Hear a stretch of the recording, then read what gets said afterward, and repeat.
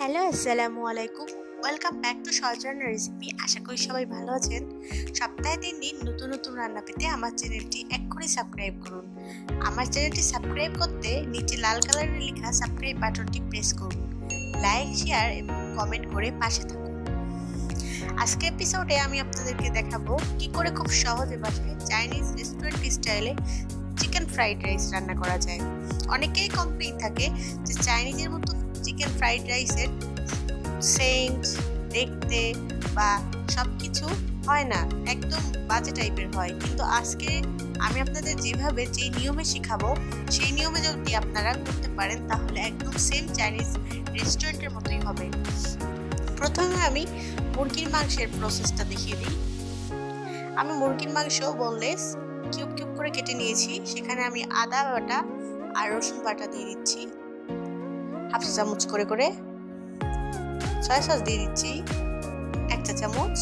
Mixed করে নিতে হবে।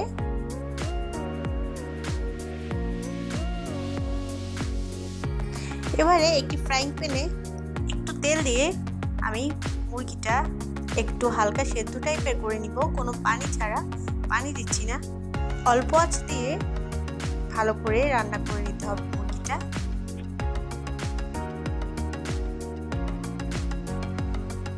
আমি মুরগির মাংসটা আগেই লবণ মেখে রেখেছিলাম, এই জন্য আর লবণ দিচ্ছি না।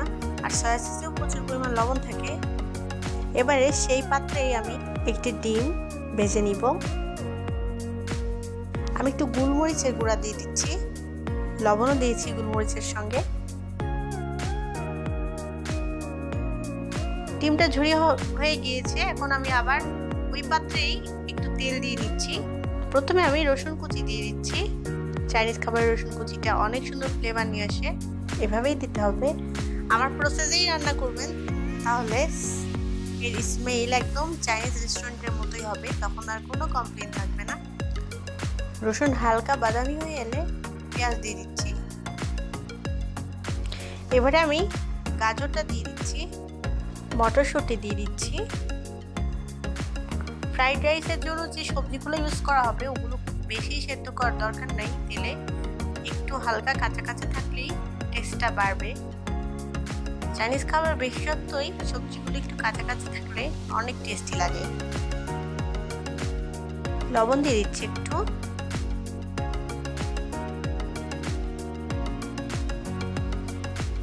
আমি ক্যাপসিকাম 3 কালার অ্যাড করে দিয়েছি।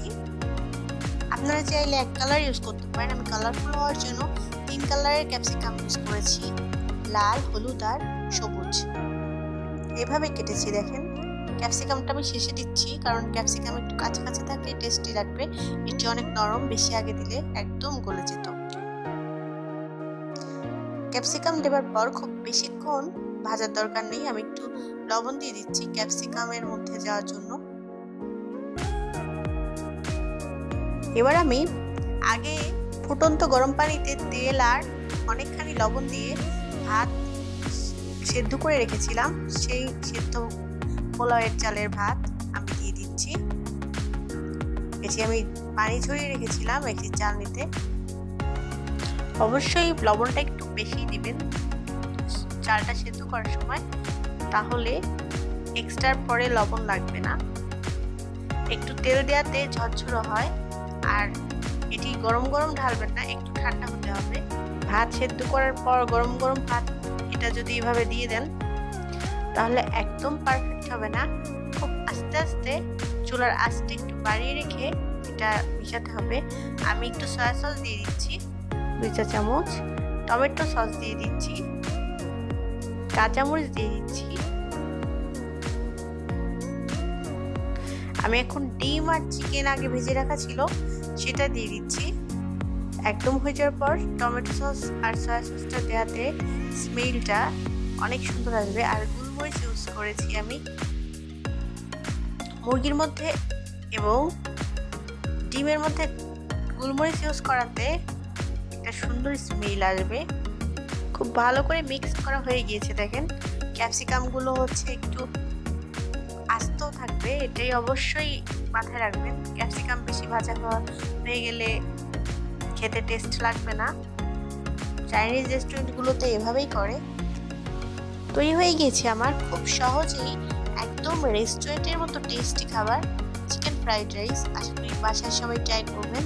রেস্টুরেন্টে অযথা এত টাকা দিয়ে চিকেন ফ্রাইড রাইস না খেয়ে নিজেই বাসায় যদি এভাবে খাওয়া যায় তাহলে অনেক স্বাস্থ্যসম্মত এবং টেস্টি লাগবে।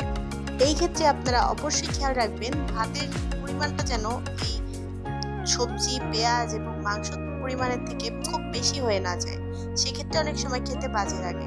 আমি যেভাবে আপনাদের দেখিয়ে দিয়েছি ঠিক সেইভাবে আপনারা ট্রাই করে দেখুন। আশা করি টেস্ট লাগবে এবং এই কমপ্লেনটা থাকবে না যে রেস্টুরেন্টের মতো একদমই হয়নি।